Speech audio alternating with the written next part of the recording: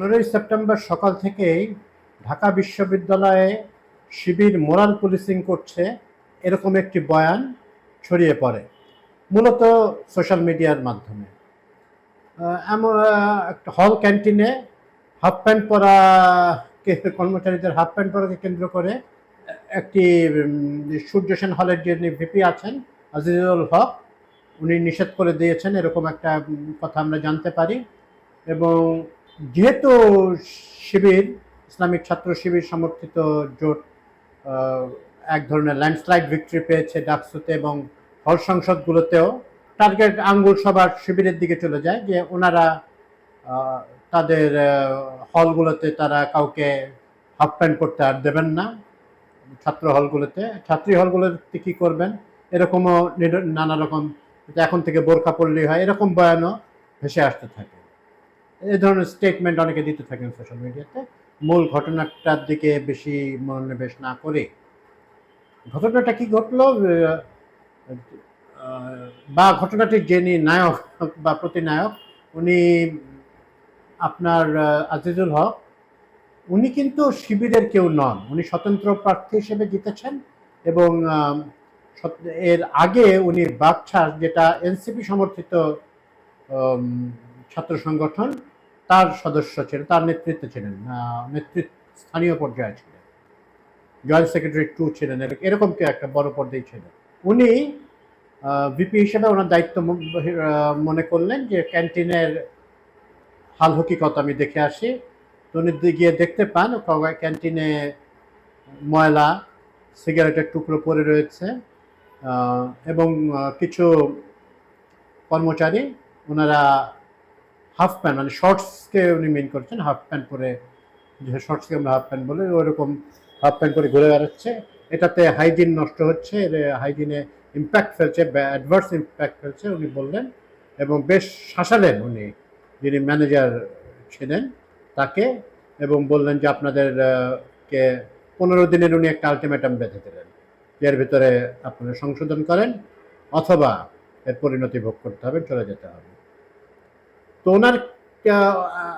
ওনার এখতিয়ার উনি অতিক্রম করেছেন, এবং এটা আমি নিশ্চিত নই, কিন্তু এরকম একটা কথা এসেছে যে উনি জরিমানাও করেছেন। জরিমানা করার এখতিয়ার তো কোনোভাবেই নাই। আর দ্বিতীয়ত ওখান থেকে হল থেকে উনি চলে যেতে বলারও এটা এটা ডাকসুর হল সংসদের আওতায় পড়ে না। উনি এটাকে নিয়ে প্রক্টরকে বলবেন বা হল কর্তৃপক্ষকে বলবেন, সেখানে উনি বলবেন যে এখানে এরকম একটা অনিয়ম চলছে হল ক্যান্টিনে, এই জন্য ছাত্রছাত্রীরা সাফার করছে। কিন্তু উনি তার ওইটা সহ্য হইল না, উনি ইনস্ট্যান্ট অ্যাকশন চাইলেন। ইনস্ট্যান্ট বলতে 15 দিনের সময়সীমা বেঁধে দিলেন। এটা মানে মূলত এটা ইয়ে হয়নি, ছাত্রছাত্রীরা এই অ্যাটিটিউডটা পছন্দ করেননি। উনি অবশ্য পরে বলেছেন যে ওনার ইয়েটা একটু কঠোর ছিল এবং ভবিষ্যতে উনি আর একটু ভালোভাবে ভদ্রজনোচিতভাবে উনি এ ধরনের ইস্যুকে অ্যাড্রেস করবেন। কিন্তু উনি এরকম করেছেন, এটা মানে যা করেছেন সেটা ভুল করেছেন, এরকম কিছু উনি বলেন।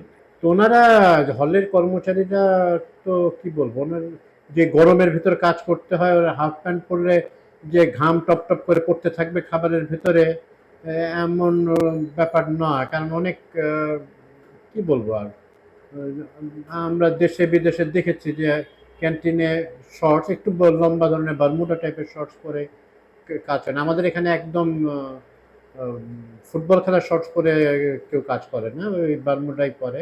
তো এরকম এটা তার যে আচরণ সব কিছুই এক ছাত্রলীগের কথা মনে করিয়ে দেয় না।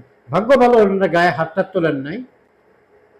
তো এবং দায়টা অনেককেই শিবিরের ঘাড়ে পড়ে যাচ্ছে।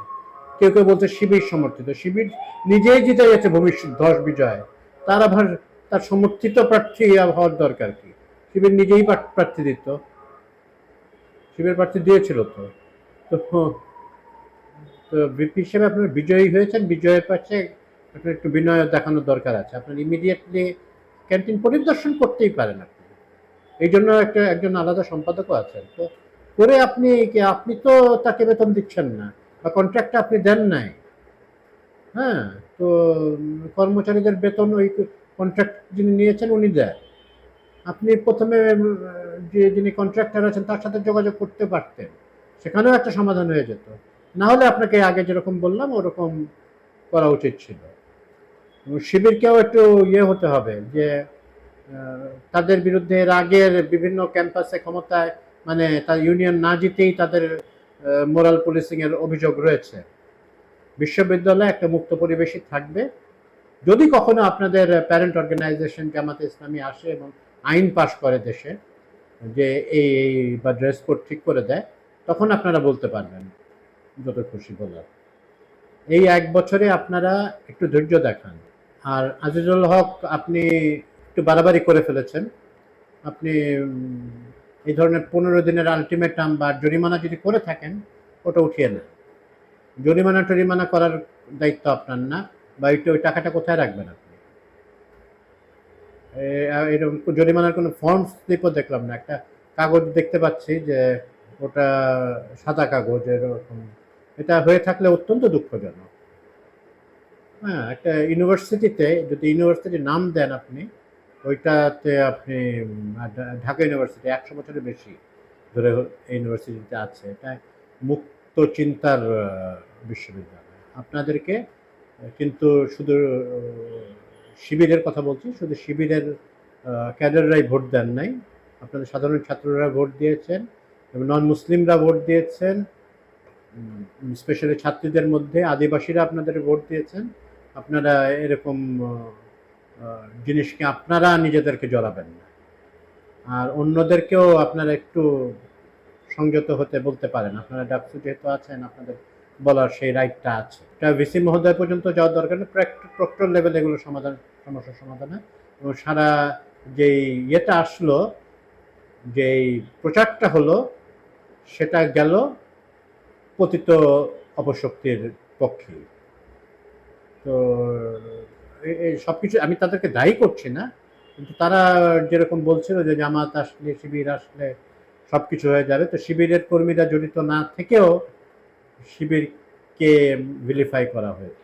খুবই দুঃখজনক। জিনিসটা আপাত দৃষ্টিতে ছোট দেখলেও এটা যদি চলতে থাকে এই ধরনের কার্যকলাপ এবং ক্ষমতা পেয়ে এটাকে দায়িত্ব না মনে করে পাওয়ার এক্সারসাইজের একটা চেষ্টা করতে থাকেন আপনারা যারা বিজয়ী হয়েছেন, 1 বছরের সময় আপনাদের ছাত্রীরা মুখ ঘুরিয়ে নিতেও দ্বিধা করবে।